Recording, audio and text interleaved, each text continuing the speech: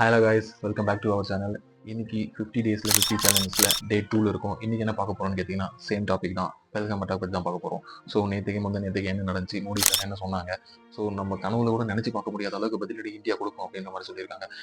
இது மட்டும் இல்லாமல் ஆல் பார்ட்டி சேர்ந்து மீன்ஸ் பிஜேபி, காங்கிரஸ் இவங்க எல்லாருமே ஒரு குழுவாக சேர்ந்து ஆல் பார்ட்டி சேர்ந்து மீட்டிங் ஒன்று நடத்தினாங்க. அந்த மீட்டிங்கில் என்ன சொல்லியிருக்காங்கன்னா, வி குட் பி பாசிபிளி அந்த அட்டாக்கை நம்ம தடுத்துக்கலாம் அப்படின்ற மாதிரி பேசியிருக்காங்க. ஸோ அதை பற்றியெல்லாம் நம்ம எலாபரேட்டாக பார்க்கறதுக்கு முன்னாடி இந்த சேனலுக்கு சப்ஸ்கிரைப் பண்ணுங்க. அப்போ தான் இந்த மாதிரி ஒரு இன்ஃபர்மேஷன் எல்லாம் உங்களுக்கு டே டு டே லைஃப்பில் வந்து தெரியும்.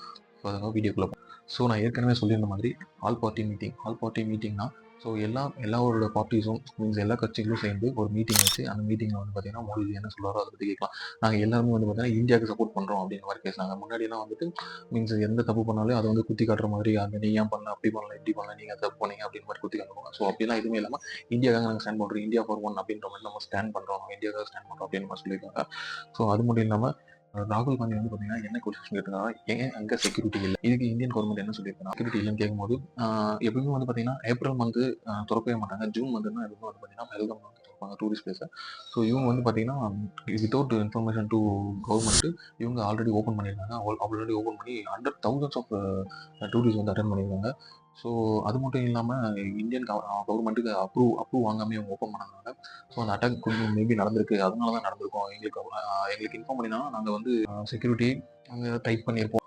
ஏன்னா எப்பவுமே வந்து அங்கே செக்யூரிட்டி டைப்ஸாக தான் இருக்கும். ஏன்னா ஜம்மு காஷ்மீர் பார்டர்ன்றதுனால எப்பவுமே அங்கே வந்து பார்த்தீங்கன்னா செக்யூரிட்டிஸ் இருக்கும். ஸோ ஜூன் மந்த் ஓப்பன் பண்ண வேண்டியதை இவங்க ஏப்ரலில் ஓப்பன் பண்ணியிருக்காங்க. சிஆர்பிஎஃப்க்கு இன்ஃபார்ம் பண்ணல. ஸோ இன்ஃபார்ம் பண்ணதுனால எங்களோட செக்யூரிட்டிஸ் அங்கே போக முடியல. அது மட்டும் இல்லாமல் பெல்காம்லேருந்து 6 கிலோமீட்டர் உள்ளே தான் வந்துட்டு பார்த்தீங்கன்னா இந்த டூரிஸ்ட் பிளேஸ் இருக்குது. ஸோ பெல்காம்லேருந்து 6 கிலோமீட்டர் உள்ளே இருக்கிறதுனால எந்த ஒரு ரோட் ஃபெசிலிட்டிஸ் கிடையாது, நடந்து தான் போகணும். எதிர் இந்த கழுதை, குதிரை அந்த மாதிரி வாக்கிங் அது மேலே போகணும் அப்படின்ற மாதிரி சொல்லியிருக்காங்க. ஸோ இதனால தான் வந்து பார்த்தீங்கன்னா செக்யூரிட்டி சீக்கிரமாக அந்த இடத்துக்கு போக முடியல, நம்ம ஏர்ஃபோர்ஸோ ஃபோர்ஸோ எதுவுமே அந்த இடத்துக்கு போக முடியல அப்படின்ற மாதிரி சொல்லியிருக்காங்க.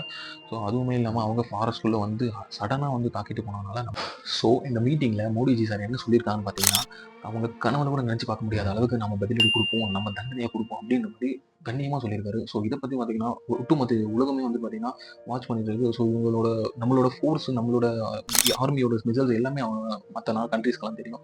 ஸோ நம்மளோட வந்து பார்த்தீங்கன்னா முழுக்க ரொம்ப ரொம்ப பவர் கம்பேர்ட் டு பாகிஸ்தானாக இருக்கட்டும், மற்ற கண்ட்ரிஸாக இருக்கட்டும், நம்மளோட பவர்ஸ் வந்து பார்த்தீங்கன்னா கொஞ்சம் ஹையாகவே இருக்கும். நம்ம இன்வெஸ்ட்மெண்ட்டும் எல்லாமே வந்து பார்த்தீங்கன்னா ரொம்ப ஹை லெவலில் இருக்குது.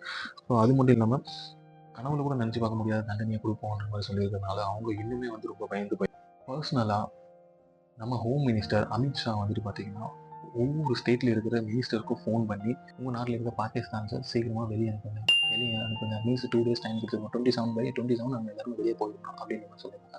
அது மட்டும் இல்லாமல் மெடிக்கல் விசாவில் வந்திருக்காங்க பார்த்தீங்களா, மெடிக்கல் விசாவில் வந்திருக்காங்க by April 29 they have to leave the country அப்படின்ற மாதிரி சொல்லியிருக்காங்க.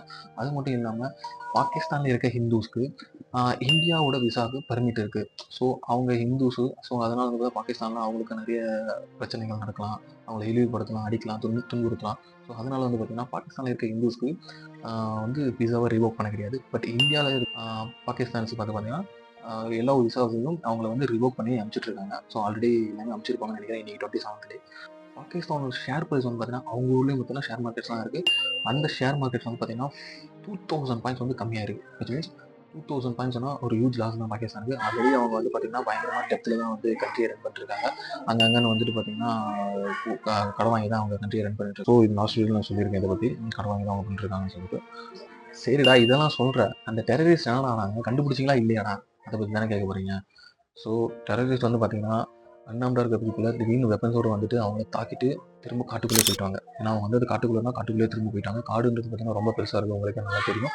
ஸோ அவங்க ஒரு வசதியுமே கிடையாது. நம்ம சோல்ஜர்ஸ் நம்மளோட வெப்பன்ஸை தூக்கிட்டு அவங்க போகணும்னா அது கொஞ்சம் ரிஸ்கியான விஷயம் தான். ஸோ அது தேடிட்டு இருக்காங்க, கூடிய சீக்கிரத்தில் கண்டுபிடிச்சிடும். பட் கண்டுபிடிச்சிட்டா அவங்களோட நிலைமை எவனாலையும் காப்பாற்ற முடியாது. அது மட்டும் உண்மை. இது எல்லாத்துக்கும் பின்னாடி இப்போ பாகிஸ்தான் என்ன சொல்கிறாங்கன்னு கேட்டிங்கன்னா, எங்களுக்கு இதுக்கு சம்மந்தமே இல்லை, நாங்கள் இதை பண்ணவே இல்லை, இந்தியாவாக பண்ணிட்டு எங்கள் மேலே பழிய தூக்கி போடுறாங்க அப்படின்ற மாதிரி பேசுகிறாங்க.